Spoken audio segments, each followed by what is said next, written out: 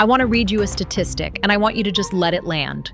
40% of American workers earning over $300,000 a year say they're living paycheck to paycheck. Not 40% of people earning minimum wage. Not 40% of people struggling to make rent in an expensive city. 40% of people earning over $300,000 a year, according to a Goldman Sachs survey of more than 5,100 people published in October 2025. And if that number made you feel either deeply seen or deeply confused, both reactions are completely valid, then this video is for you. Welcome to Money Moves.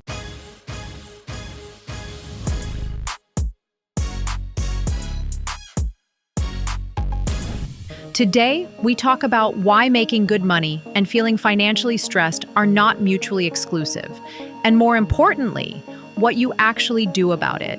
Here's the thing that nobody tells you when you start earning more money. The stress doesn't automatically stop. In fact, for a lot of people, it gets more complicated because more income almost always comes with more expenses, more expectations, more lifestyle, and more of the particular kind of financial anxiety that comes from knowing you earn enough to be fine, but somehow not feeling fine. There's a name for this: lifestyle inflation or lifestyle creep, the completely natural, deeply human, financially devastating tendency for your spending to rise in near-perfect lockstep with your income. You get a raise, you get a nicer apartment, you get a nicer car, you upgrade the vacations, the restaurants, the wardrobe, the kids' activities. Each individual upgrade seems totally reasonable. Together, they silently consume the raise that was supposed to change everything. In 2025, Americans earning $100,000 a year are actually more likely to report living paycheck to paycheck than those earning $50,000. Play that again, more likely, because the $100,000 earner has a mortgage sized for a $100,000 income, two car payments sized for a $100,000 income, and a lifestyle that requires every dollar of that income to maintain, with nothing left when something goes wrong. The $50,000 earner has fewer of those fixed costs, less rope, but also less to hang themselves with. I want to ask something directly. Do you earn more than you did 5 years ago, but feel roughly the same amount of financial stress? Drop yes or no in the comments.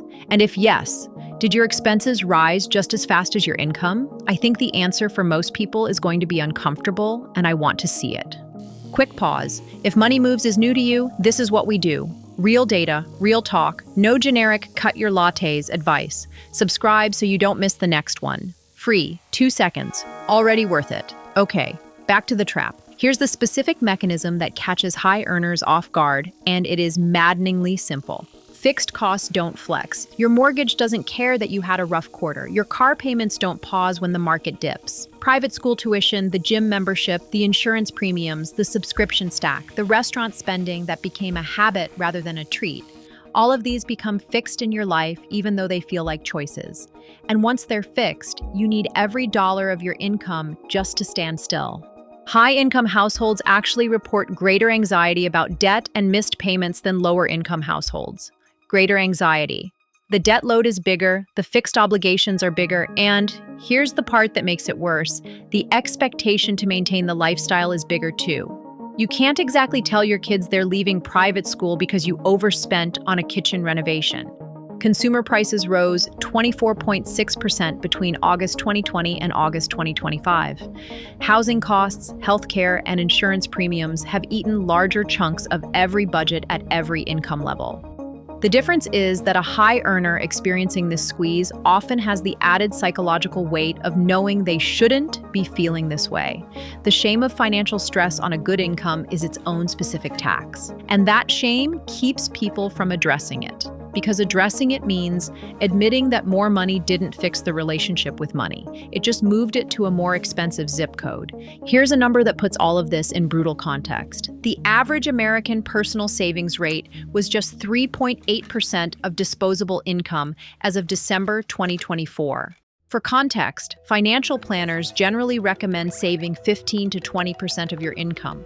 The national average is less than 4%, which means the average American regardless of income level, is one medium-sized emergency away from financial disruption: a $5,000 car repair, a medical bill, a month of reduced hours, an unexpected job loss. Without a meaningful savings cushion, income level becomes almost irrelevant in a crisis.